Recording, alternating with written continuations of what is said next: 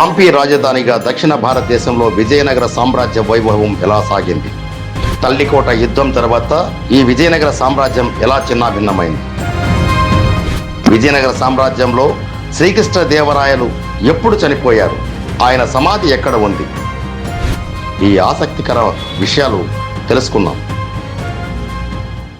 రవి అస్తమించని సామ్రాజ్యం గురించి విన్నాం, కథలు చదువుకున్నాం, ఇప్పటికీ తెలుసుకుంటూనే ఉన్నాం.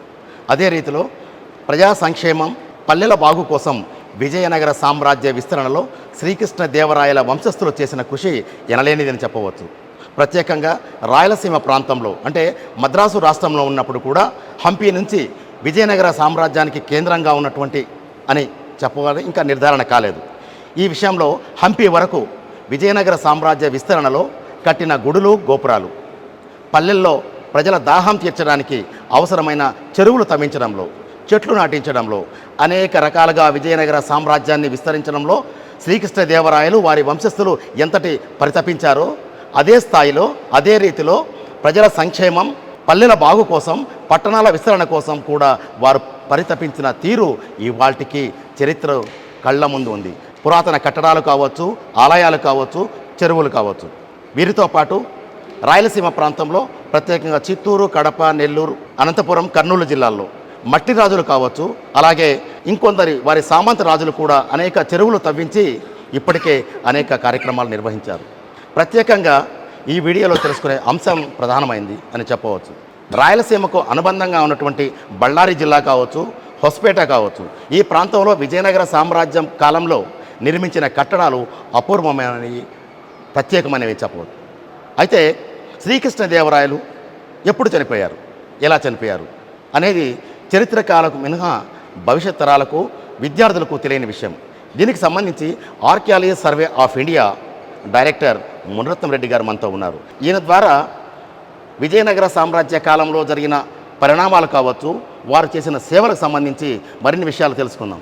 Please, thank you very much sir joining with us. శ్రీకృష్ణదేవరాయల కాలంలో హంపి నుంచి విజయనగర సామ్రాజ్యం ఉన్నటువంటి తమిళనాడులో ఈ కేంద్రం వరకు విస్తరించిన ఈ ప్రాంతంలో వారి కాలంలో జరిగిన కార్యక్రమాలు కానీ, మాన్యుమెంట్స్ గురించి కానీ చెప్పగలరు?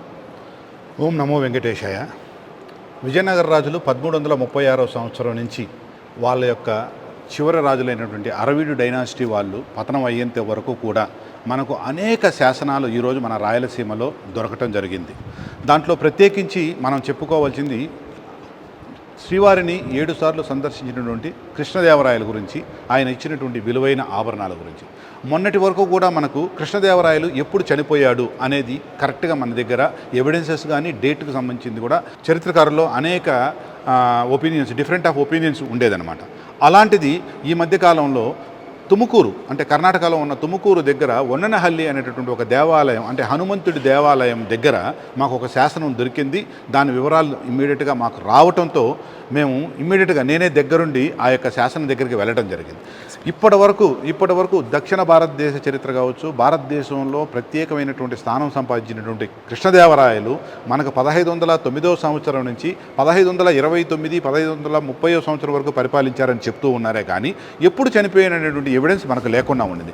అలాంటిది ఈ యొక్క శాసనంలో 1529 అక్టోబర్ 17 ఆదివారం రోజున కృష్ణదేవరాయలు చనిపోయాడు అని అతనితో పాటు ఉన్నటువంటి అతని యొక్క అంగరక్షకుడు, అతని యొక్క సైన్యాధికారి వేయించినటువంటి శాసనం ద్వారా మనకు కృష్ణదేవరాయలు 1529 అక్టోబర్ 17 ఆదివారం చనిపోయాడని చెప్పటం ద్వారా ఈరోజు మనం అందరికీ కూడా ఆ యొక్క కృష్ణదేవరాయల యొక్క డెత్కు సంబంధించినటువంటి మిస్టరీని మనం బయటికి తీసుకొని రావడం జరిగింది.